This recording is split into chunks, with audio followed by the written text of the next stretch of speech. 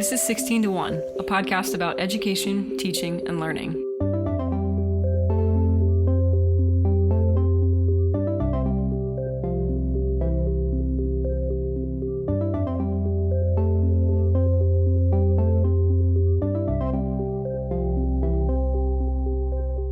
Hello. We think we know a lot about education. No. We don't. Yes, we do. We have a lot of opinions about education. Hello. Hello. How are you? Better now. So who are you? Can you introduce yourself and tell the listeners about yourself? My name is Katie. I'm an English teacher at a high school in southeastern Ohio, and I've been teaching for 6 years. I have a bachelor's and a master's both in English, and then I added on the education later. And my dad was a teacher for 30 years, but he taught reading and special ed and social studies. And so now my general interest was I wanted to be a history teacher, but my dad told me not to be, so I did the next best thing, which was English. Next best thing. Sorry, English teachers everywhere. No, it's not at English teachers. It's just at the likelihood of getting a teaching job in history. I see. Is pretty The unlikely. employability factor. Yeah. Mm-hmm. More people need English than history. Okay. Debatable, but they do. Okay. And if I could teach anything all year round, it would be Holocaust education. Cool. Tell me about yourself. Yeah, I have nothing to do with education, technically speaking, right now. I'm a web nerd and computer programmer. I came to this by means of a liberal arts degree from a really tiny college in Maryland that I'm sure I will talk about in great depth later because I love it, and you're rolling your eyes at me because you know how much I love it. I have a bachelor's and a master's. My master's in philosophy and education.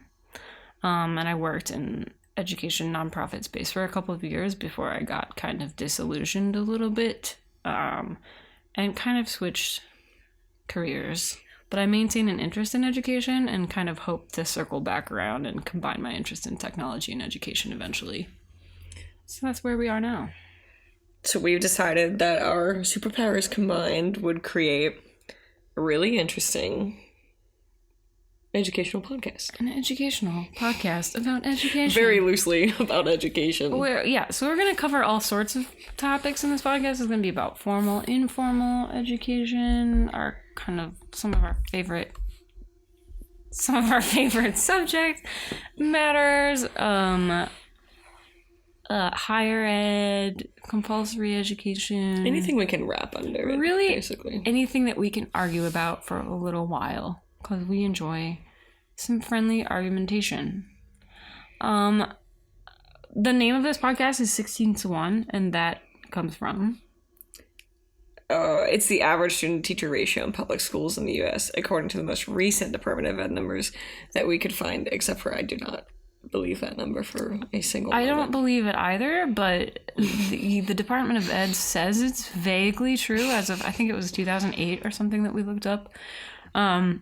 16 to 1 seems very low to me, meaning it seems like there are very few students to teachers in that ratio. Meaning I wish my numbers were 16 right. to 1. What is the approximate class size that you have for your sort of normal for like subject college matter prep English 10? It's like 24 to 30. Yeah. See, that's kind of the range that I'm more familiar with in public school settings.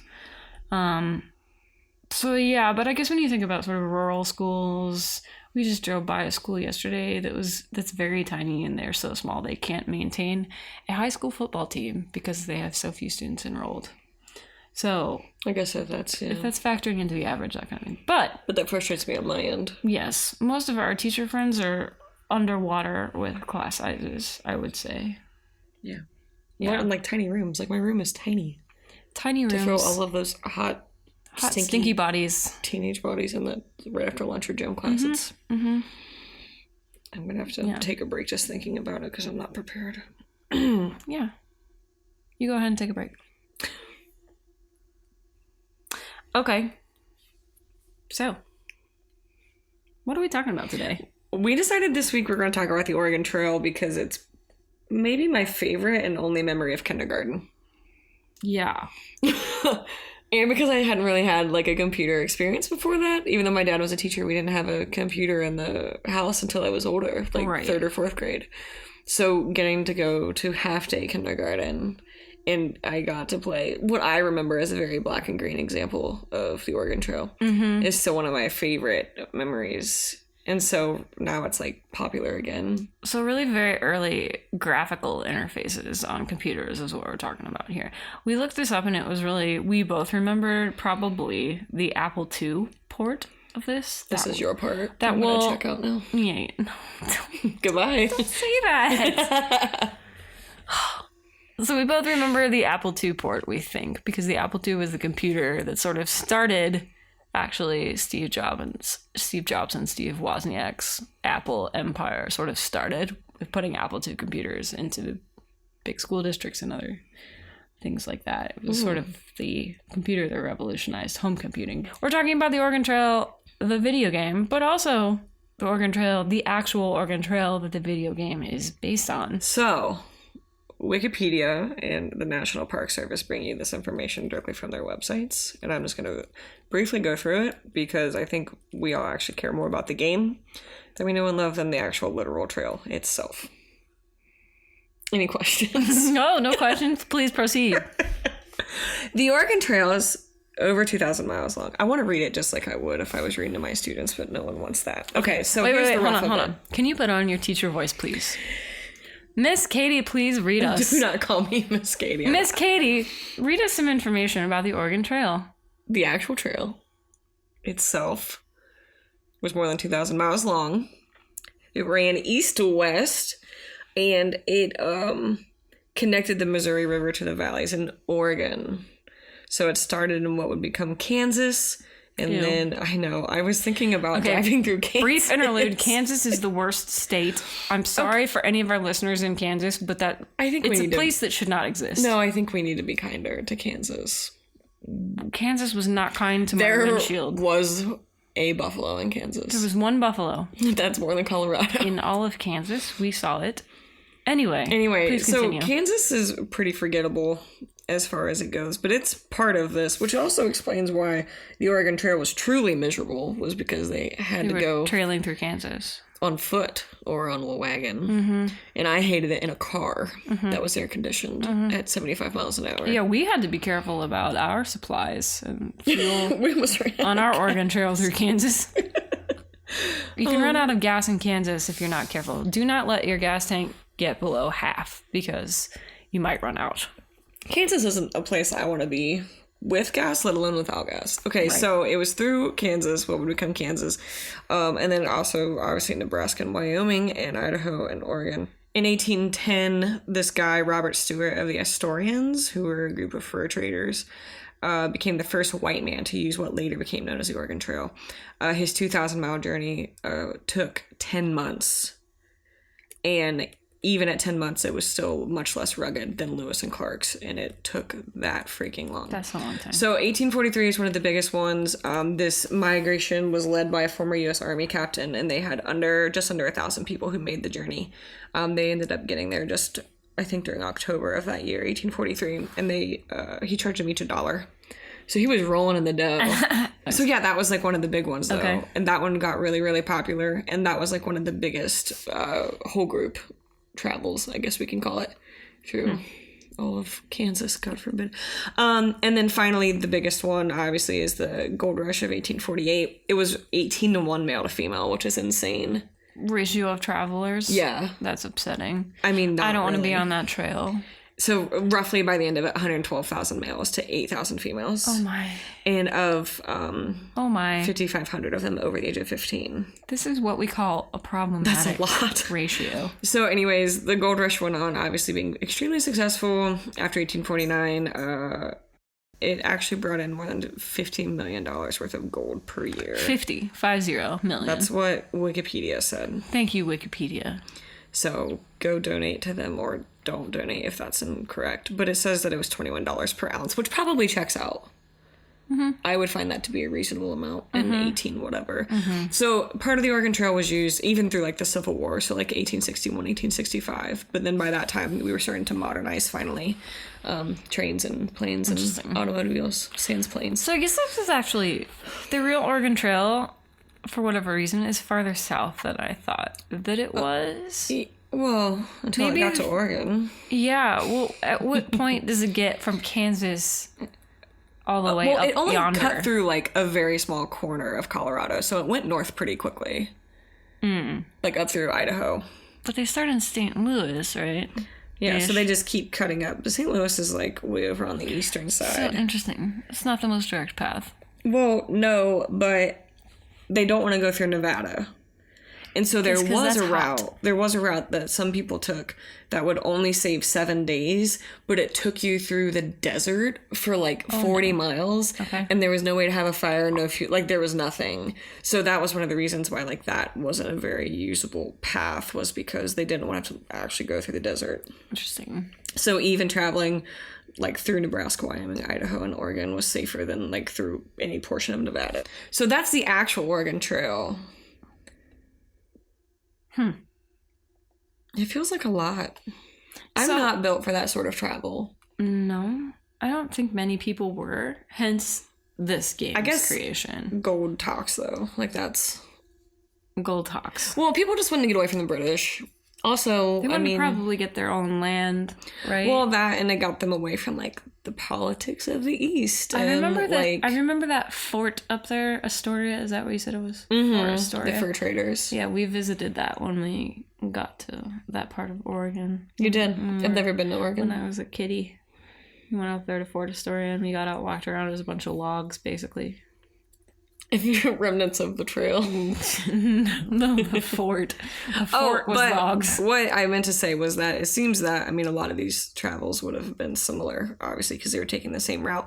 The big group, that 1,000-person group called the Great Migration, they were one of the groups that used wagons to like their fullest extent and then would like float them. Chalk So like a lot of the wagons. things that I remember from the game is like part of the Great Migration journey, which is the 1843 people Interesting. of like 1,000 people. Okay. So that part was really fun because I remembered that as like a kindergarten child, excited to not be in class.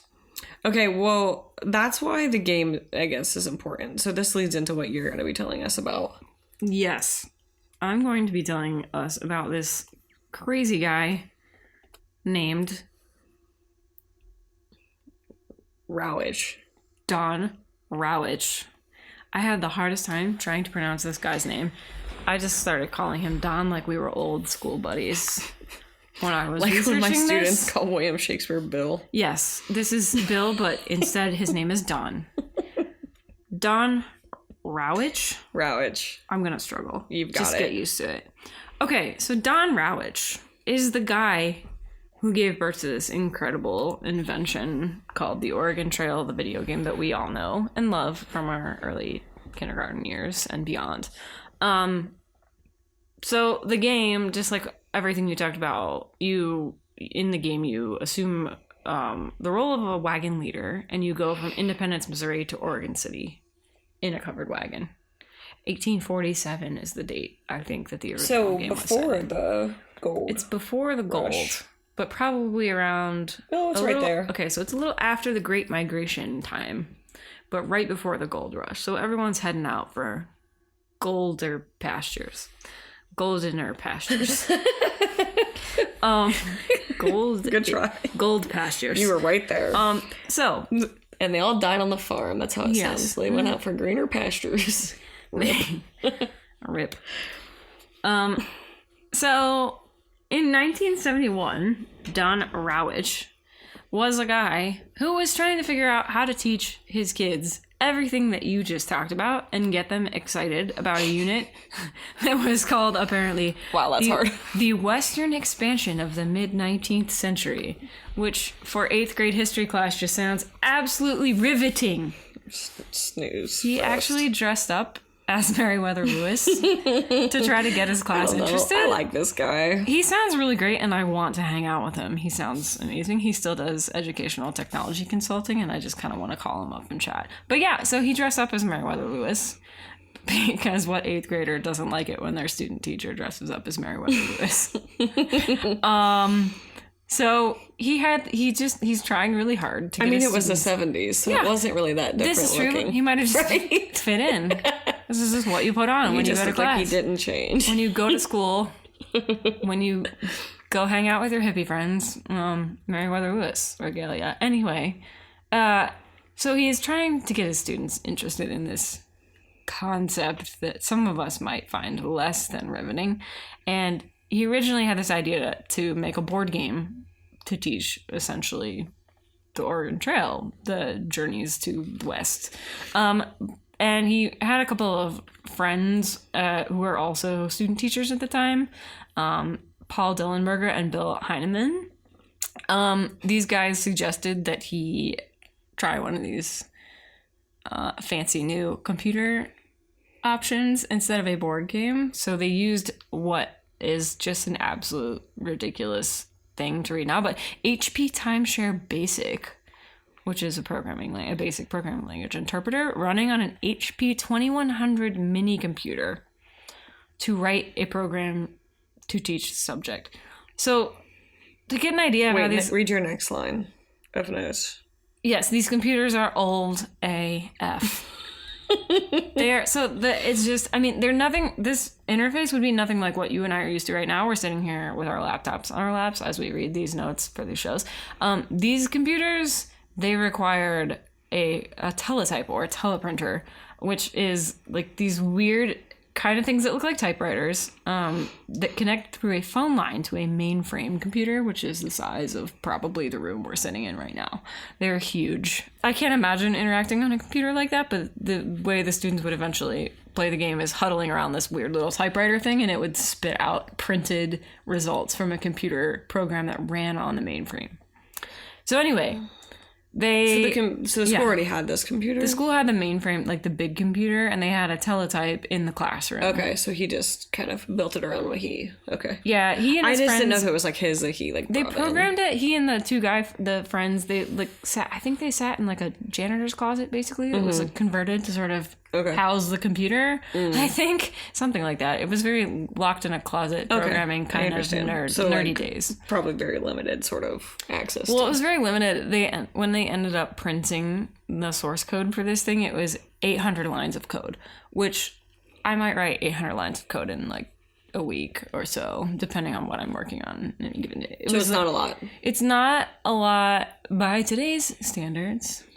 It is not necessarily a lot, but also people write way more code than they need to today. You could simplify. Anyway, it's a fun chunk of code that they... but it took them how long for 800 lines? So the original game, they... Like, if you can do that in a week, like, what are they? They wrote the original game in 2 weeks. Oh. They planned out... I guess you need to work harder. I know, I need to work harder. How about that? Sorry. No, it's kind of amazing. So these guys set up the original program in 2 weeks. They coded it in their little janitor's closet, and they kind of stayed up late at night and acted like... the early times computer nerds that we love to see and depicted in movies, and very Steve Jobsy of them. And they weren't so Don Rowich. Don, my friend Don. Anyway. So Don didn't know how his students were going to react to this because most of them had very little exposure to computers before now. Well, I was going to say, I had very low exposure when I played it in 1995. Yes. And that was in a time when computers were much more mainstream. They were very new. I remember when our school got classroom computers, and it was a really big deal. Not every classroom had them. I've told you about that. Yeah, we moved from classroom to classroom. In my school, we would all go to the room with the computers in it because we did not all have computers all the time when they first became popular. They were pretty quickly adopted, though, I think, between probably... 2nd, 3rd, 4th grade, somewhere in there. I only remember them in the classroom in 3rd grade, and that was when all I could figure out how to do was to go to the NASA webpage. The NASA website. So yes. all I did, that was the year John Glenn went back up into space. And so all I did was read about him. So I grew like a weird, fascination with NASA. Yes. But only because I didn't know there were other websites. There are only 5 websites. And it was just NASA. NASA. The government only let me on NASA. eBay. No, I couldn't get to that in 3rd grade. Oh, 3rd grade. I can't remember, maybe Newsweek. It was probably like Newsweek for NASA? kids or like Time for Newsweek. Kids or something. But literally all I could figure out how to get into the computer was NASA. Yeah, they were very regimented with what. And I also don't really think the teachers understood what horror they were creating by granting us access to the World Wide Web. They were just like, here you go. Here's an internet browser. Well, they were 3rd grader. safe with me. Well, we didn't. Yeah, that's the thing. They didn't with you. My 3rd grade teacher safe. was like, great, she's just on NASA again. She's on NASA again. And she's on NASA again. Katie gets like 10 minutes a day, Katie still gets on NASA. This is, to this day, the only website Katie knows My of. homepage is NASA. NASA.gov. It's the best and only website on the World Wide Web.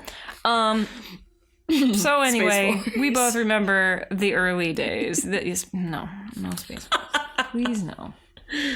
So anyway, this was the early days of computer. This guy did not know how students were going to react, but they absolutely loved it. They made up excuses to stay after school and play it, and everyone loved it. They started to, so they had limited time because they all had to huddle around this weird teletype thing, so they started voting about who was going to, put it. They basically created a little democracy to choose what they were going to do because the game had, all these different variables and based on how much food you had and ammo and all these kinds of things. So they would vote on what they were going to do, and they kind of created these little mini democracies in their classroom. So it was a real hit.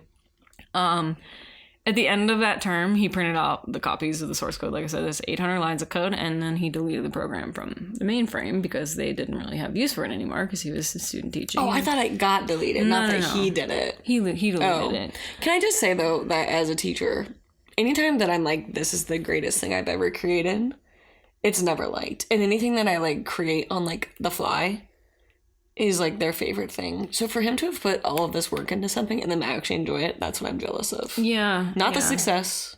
I think it really helps that it was so weird and innovative at the time. Yeah, not that. It's still a little bit thrown together in terms of how computer stuff works, because they definitely didn't have a very perfect functional computer program. Right, I'm just saying but it is kind never of does amusing. it ever happen in your classroom where something's really, really well scripted and they're like, this is the best thing ever. It's the last minute thing that I just found that day that they're like, wow, this was the best thing we've Students done. embrace chaos. They do. So do I. Yeah. So the sort of rest of the history of the game, it was picked up by the Minnesota Educational Computing Consortium. I don't know if I mentioned, but this guy teaches in Minnesota. He was a senior at Carleton College at the time when he was doing this student teaching. So it was picked up by MECC. He kind of had some weird entry-level job in 1974. That's when he was hired, and he spent Thanksgiving weekend of that year kind of recoding the original game. He reprinted out that basic source code, and he kind of typed it all back into the system and then edited it based on a lot of research that he did subsequently, because he didn't have a whole lot of time to be super accurate, but he ended up looking at journals and all kinds of... Well, and probably then he needed to be if this is being picked up to go to a wider audience, I need to make sure I've got the right facts. Yeah, really. so he did more research. He tweaked all of the probabilities in the game. A kind of problematic thing that he tried to fix was more positive depictions of Native Americans in the game, because the original game I read was kind of based on Westerns, movies, rather than actual human behavior, which is problematic for any number of reasons. So, oh, you mean we don't always tell it just like it is? we don't always depict history Accurately. successfully. Fair. In film and television. So anyway, he made a lot of changes, and then he just kind of slapped this thing onto MECC's network in 1975, and then it could be accessed by schools all across Minnesota. Okay. So it went through a bunch more iterations. It was very, very popular among schools. It started getting distributed, like hit the big time when the Apple II computer was released. MECC made a fully graphical version of the game for Apple II computers. Which is not the one that we played. I think that we played an even later version, but I'm not sure. I'm really not sure, because I think I remember some Apple II computers somewhere. I really remember it just being black and green. Well, yeah. Like screen-wise. I don't remember there being, like, Nox. Like, an actual, like, graphic. I'm really not sure. Okay. But we should look up in 1985, because in 1985 we weren't on the fully graphical in the way that you were thinking of. A fully graphical version just means it's like there's actual, like you can look at a screen. Oh, well then I guess technically it was fully graphical. It might have been this version. We haven't decided which one. That one was redesigned by R. Philip Bouchard. So they kind of were targeting home consumers at that point. So it's gone through a million iterations. Okay. There are even more after that. There's still versions of the game out today. It's sold more than 65 million copies. Probably way more than that by now, because this stat is a little bit outdated. But so the guys who originally developed it, they're roommates, Don Rowich and his two programmer friends. Don, thanks you. Yeah, they're kind of they're basically just educators who happen to be gifted in this particular early era of computer programming. And despite the fact that this has been sold so many millions of times, these guys kind of really never... Teachers don't expect to make money. So they're teachers. They did it for we the don't love make money of teaching mid-19th century Western expansion. They didn't do it to make any money off. But man, some money would have been nice. Mm-hmm. Some of it would have been nice to have been shared with the teachers who actually created the game, but they kind of never really got the credit or the reimbursement they deserve from it. But they seem to be okay with it in interviews that I've read and stuff. Oh, that's polite of them. Yeah, it is. They are very polite gentlemen. So it's, it's obviously a game that you and I know about. It's a game that many people our age know about. Well, it's come back. It has come back in many a format. Like, my students know about it. Like, they talk about it fondly. There's a Facebook version of it. There's like an... Is there? iPhone We're thinking about the one I bought you. Yes, I have a handheld version of it. My mom had some surgery this spring, and I got, as a gift from Katie, a very beautiful handheld version of the Oregon Trail. And it makes the most beautiful music. It makes really beautiful kind of early computing era noises that I wouldn't call music exactly. I think it's nice. It sounds like maybe 16-bit. It's really fun. But it's it works. Fun, little noisy sounds, and it's a real recreation of the Oregon Trail game that we played with the... That's what it looked like the in my black head. and gray graphical, and the weird little shooting interactive game, like the hunting interactive game. That was a sort of later And Chelsea edition. has always survived that version. And every time I have played, I have died. And I also broke my arm in a river, which was never explained to me. Well, but I didn't die of dysentery. I think the wagon fell on you. Yeah, so when you hear that phrase, you have died of dysentery, listeners, we all know that that is actually from a slightly later version of the Oregon Trail. That was not in the original one, from what I read, but it is from the Oregon Trail that we all know and love, the franchise. The franchise. The Oregon Trail franchise. But they made no the Oregon money Trail off of. universe. Dawn, thank you. Kindergarten Don Katie, thanks you. Rowich. Truly. You are a hero and a champion. We used to fight over that game because we only had one computer for all of the kindergartners. You guys didn't create a mini democracy and vote? No. Oh. We just fought for the chair. You just fought. And then we'd pull the power cord, whatever things, That's rude and also can corrupt your file system.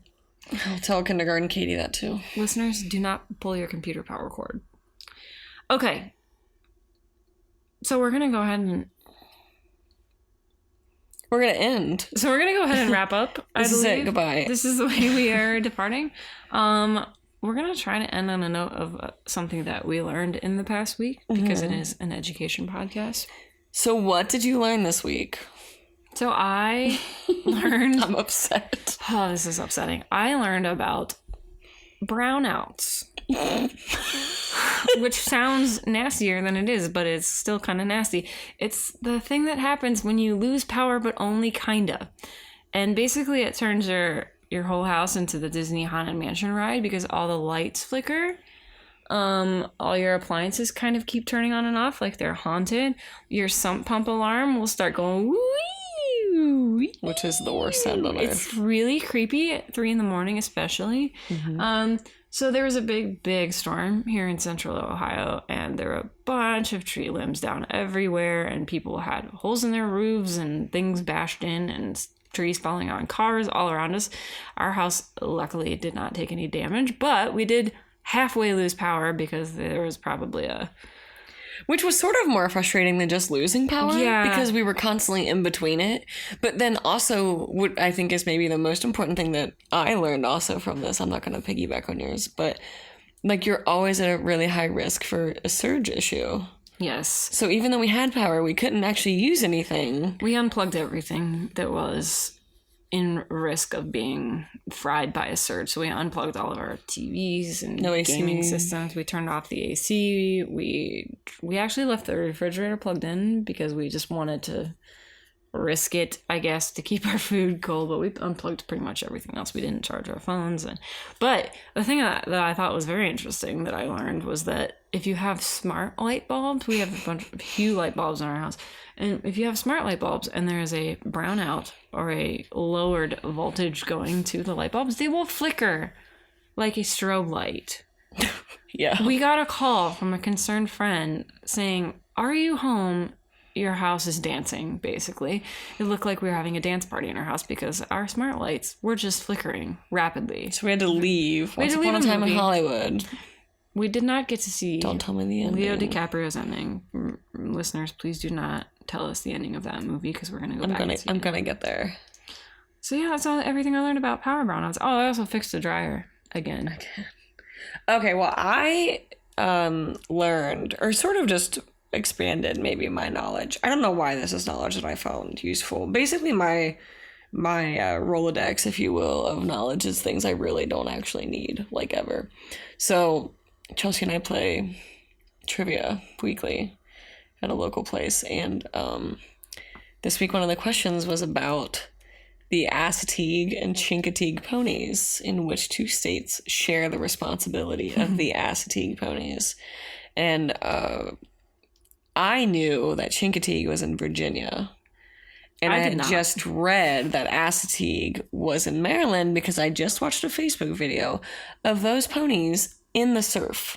Like, just living their best lives. Yeah, I live in Maryland, and I did not know this. So I sat at trivia and was like, I know it's Maryland. And I guessed Virginia because that's where Chincoteague is. I've never been to either of these places, but I have a real interest in anywhere with, like, free roaming ponies and horses. Ocean ponies. Ocean ponies, if you will, but not seahorses. Okay, wait. That was Stop a good that. Stop it. Anyways, if you're Wait, curious, wait. Assateague shares. Chincoteague ponies, Assateague horses, right? Does that make you feel better? Well, but ponies and horses are not the same thing. But they're like Seahorses. synonymous. Got it. Moving on. They share the same name. Ponies and horses are basically the same thing, unless you're literally talking about a pony. And then those are like the little ones. Like little Sebastian. No, he's a different. Do not bring him into this. It's a pony. Okay, he's a miniature pony. Anyway, your turn. Next week, I'm going to learn what the difference between a pony and a horse is. Okay. Anyways, for anyone keeping track at home, Assateague is shared between Maryland and Virginia. Virginia, not Delaware. No, I thought it was Delaware, even though I live probably about an hour away from these places. It's fine. I knew it, but I couldn't have been right. So I she am very questioned me. sorry, fellow residents of Maryland. Also, so Watson is is the cat. sorry as well. I am sorry, residents of Maryland, that I did not know where Assateague and Chincoteague. So, anyways, I guess if you want to go see some seahorses, if you will, Assateague and Chincoteague. I hope they hire me to do their tourism stuff.